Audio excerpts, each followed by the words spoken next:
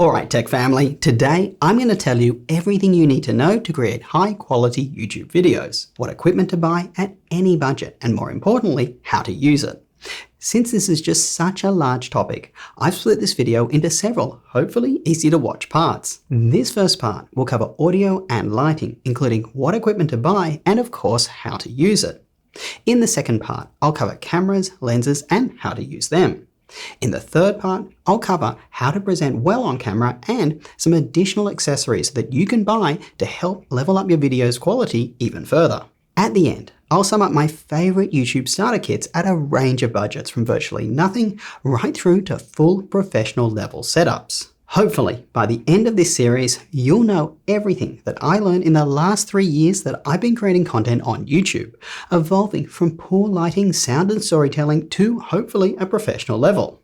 I'll post links to all the videos in this series in the description below, and to make shopping easy, I'll place affiliate links to all the gear I recommend down there too. The first thing most budding YouTubers tend to do is search for a camera to buy. They watch tons of reviews and get super pumped, dreaming that this camera they're going to buy will make them a superstar YouTuber. Heck, I certainly did, but the reality, it just couldn't be more different. You buy that dream camera, open the box, film the first video, and it looks way worse than other YouTubers. At least, that's what happened to me. That's because I didn't know how to use the camera, and I certainly did not pay enough attention to the other things that matter even more. Good lighting, good audio, good camera accessories, including lenses, good on-camera presence, and of course, a good story. Let me give you an example. Here I am filming on one of the best YouTube cameras out there, the Sony a6600 with a kit lens. This setup costs well over $1,000 and as you can see, I look and sound terrible. In comparison, here is me filming off a smartphone. You can see how much of a difference good lighting, sound, and presentation makes. And now, here's what that exact same a6600 camera is actually capable of if you do everything that I'm recommending in this guide. Moral of the story, you need to consider all aspects of the filmmaking process to produce good quality videos for YouTube. In fact, I'd recommend you prioritize the storytelling aspect of your videos and the audio quality above the picture quality. If people can't hear what you are saying, or your content is uninteresting, they are just going to tune out much faster than if the video quality is not top-notch. Take a look at TikTok star Daniel Mack, who asks luxury car owners what they do for a living, i.e. how they made their fortune. His video quality is barely passable, but you can understand what he is saying and the story is inspiring and interesting. Heck, many popular YouTubers just use stock footage instead of filming their own shots anyway. Given the above, I'm going to start with audio, specifically microphones. Mics work best close to the subject. That way they pick up less background noise. There are two types, lapel mics and shotgun mics. Lapel mics are the ones you see pinned to people's clothes. The pros of lapel mics are that they are easy to keep close to people's mouths. The cons are that they can take talent longer to mic up, which is annoying. And they can pick up a rustling sound from clothes rubbing against them. That's if they're not placed correctly. By the way, talent is what the industry calls the person being filmed. Anyway, there are many YouTube videos on how to minimize the sound from clothes rubbing on the mic. I'll link some down below. By the way, lapel mics can be wired or wireless. With a wired lapel mic, you can't move around a lot as you are literally wired into the recording device. Wireless mics solve this, but they introduce a new problem, wireless interference. You'll want a good wireless mic system to prevent this.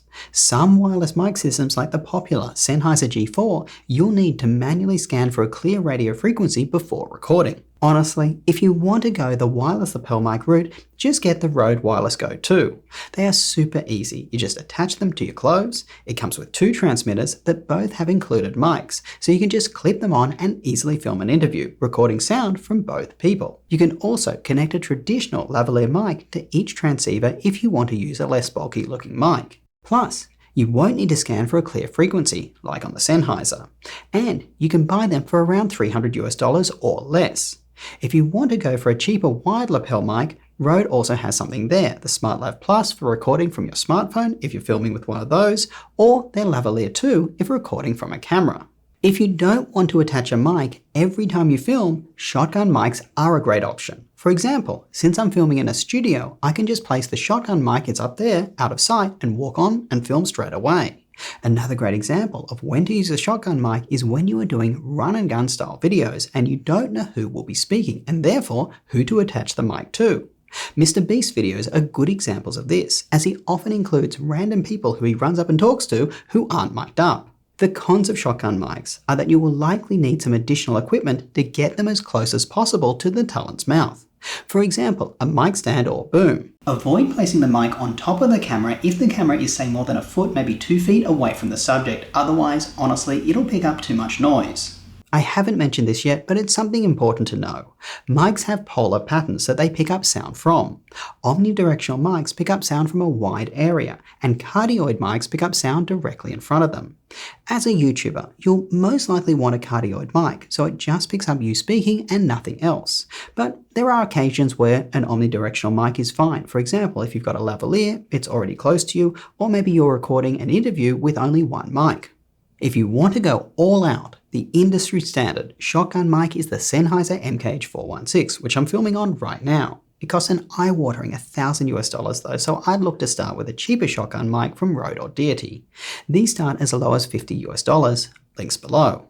But the story doesn't stop at the mic. With audio, like video, garbage in results in garbage out.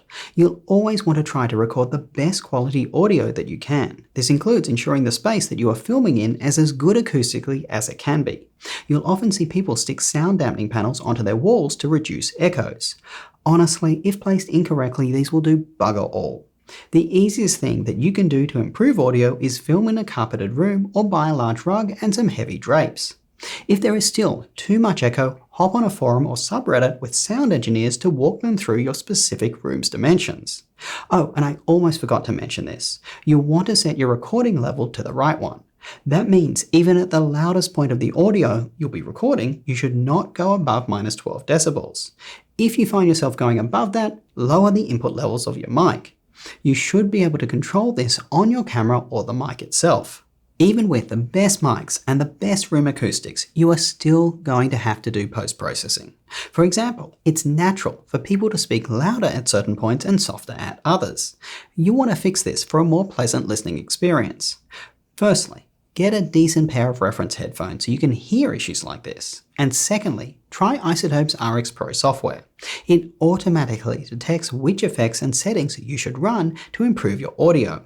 It's no sound engineer, but it can quickly and more often than not noticeably improve your audio.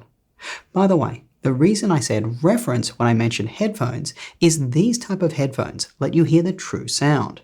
Consumer headphone companies often change the sound to the way they think is best for the consumer. For example, Beats headphones tend to make the bass sound louder. For hearing the sound while editing your videos, you want to hear the true sound. Two great reference headphones to look at are the Beyerdynamics DT770, which is what I use, or the Sony MDR7506s. These are both industry favorites. If you do go the Beyerdynamics, they come in multiple impedance versions. Unless you know what you are doing, get the 32 ohm version. As I've already explained in an earlier part of the guide, buying the best camera is not the most important thing when it comes to picture quality. It's actually the lighting. A well-lit subject with an interesting background that was filmed on a bad camera will look better than a poorly lit set with an ugly background filmed on an amazing camera. Heck, that's how these cameras work, light reflecting off you back into the camera's sensor. Look, better cameras are definitely going to do a better job of dealing with poorly lit scenes, but nothing is going to truly replace getting the lighting right to begin with. Therefore, make sure you look your best, your background is clean and relevant, and your scene is appropriately lit using diffuse lights. Diffuse lights are lights that won't cause harsh lighting spots. As a YouTuber, there are two types of diffuse light that I'd recommend you look into getting. My first choice is to invest in a high quality light with a proper softbox on top, like the industry standard Aperture 120D Mark II with Light Dome 2. If you can't afford that, no problems, consider a cheaper knockoff of it, such as those by GVM or Generay. If you are short on space in your filming area, the other type of diffuse light that I'm a big fan of are LED edge soft lights, like the GVM Bicolor 15. If you can't afford one of those lights, don't worry. The best source of diffuse light out there is the sun, and good news, it's free. So just film with a window to the side of you like I'm doing right now, or in front of you. Do not film with a window behind you unless you really know what you are doing, as you'll notice massive differences in exposure, i.e. the window looks totally blown out and overexposed as the sun is bright, or your interior looks too dark and underexposed. Obviously, filming using sunlight will significantly limit the times that you can film, but at least it works. If, even with diffuse lights, the harsh light spots are still appearing on your skin, try using a blotting powder. Unfortunately, we humans sweat. That moisture reflects more light back into the camera, creating that distracting shiny skin effect. A blotting powder will help prevent that. I wear one when I shoot. I'll place a link to the one I use in the description below. When it comes to light placement and how many lights you'll need, it is really determined by your space. I personally normally use 3 lights, a large one to fill the room with light, a second to add extra light onto me so I pop a little bit, and then a third to add light to a difficult part of my set to light, which is this part here. You can see it's a bit dark, but right now my third light is right here. I'm using it as a prop because of the nature of this video. Many YouTubers also add a hair light, but I personally don't love the look of that. Once you start understanding exposure, which I'll cover later in this video series, you'll know where you need to add more lights if you do. By the way, if like me, you wear glasses and your lights are reflecting off them, it will be distracting and annoy people. Move your lights so they don't reflect off your glasses. My one is up here on a stand. Your main key light should be like the sun, coming at you from an angle, so it looks natural. On that note, when your audience looks at the pupil of the person being filmed, ideally, they should only see a single light reflecting off them. Multiple lights reflecting off your pupil will make your audience's brain subconsciously think that something is off. I mentioned earlier, making sure you look your best and ensuring your background is clean and relevant. I can't stress this enough. It's distracting to watch someone who doesn't look well put together or there is a mess viewable in frame. So put some effort in here. Do your hair, have a shave, clean up your space, etc. If you do need help designing a nice backdrop, check out online interior design company Decorilla. They have experience designing YouTube backdrops like mine. By the way, I am a co-founder of Decorilla, so that was a bit of a shameless plug. Alright, so that's the first part of my guide. If you like this video, you know what to do. Smash that like button, get subscribed, and click the notification bell. Not only does it show your appreciation for the insane amount of effort spent making these videos, but as I always say, it makes my mother very proud. Plus, it will ensure you are notified when I post the next part of the guide. Don't forget to follow me on Instagram, Twitter, and TikTok for plenty of behind-the-scenes coverage and sneak peeks of hot new tech. Till next time, go do something awesome with your day, and I will catch you later.